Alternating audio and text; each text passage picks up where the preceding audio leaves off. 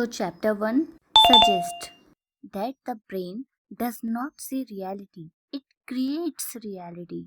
One of the profound implications of the female brain is that our experience of the world is filtered through biology. How hormones plays an important role, how they influence our emotions and our behavior patterns, our stress and our anxiety, what we notice, what we remember, what feels threatening, what feels meaningful. It means our brain, our emotions, and our behavior is directly connected somewhere.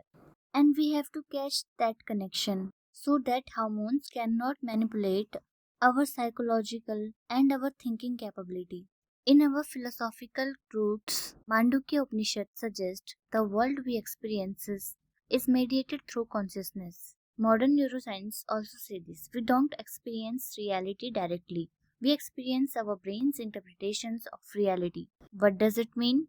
Perhaps the greatest illusion is believing that we see the world as it is. In reality, we see the world as our brain allows us to see it. So now the question is, how much of what we call myself is actually biology and how much is consciousness? Back to the point, we don't experience reality, we experience our nervous system. Most people believe event, but event is just an emotion. How?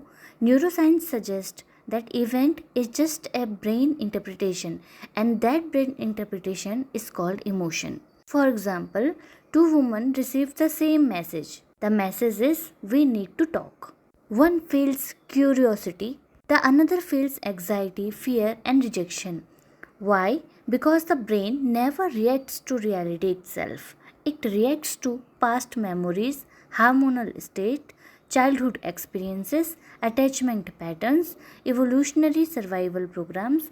This is one of the deepest ideas hidden inside the female brain. Wisdom from the roots. The world is experienced through the mind.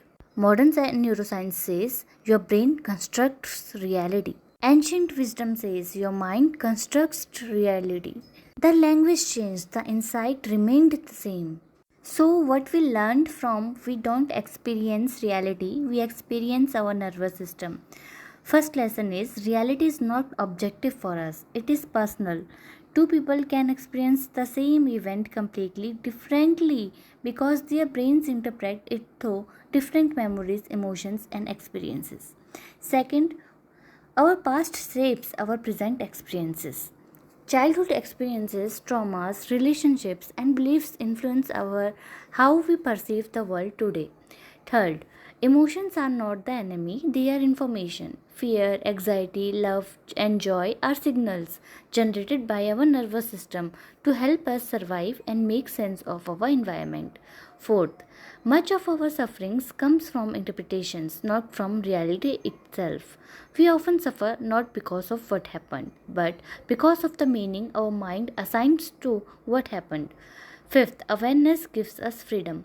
When we realize that our thoughts and emotions are interpretations rather than absolute truths, we gain the power to respond consciously instead of reacting automatically. Sixth, the brain can change. Through self awareness, reflections, meditation, and new experiences, we can rewire our nervous system and change how we experience life. Seventh, we are more than our thoughts and emotions. Our thoughts, feelings, and hormonal state change constantly, but the awareness that observes them remains constant. The greatest lesson is that we don't suffer because of reality itself.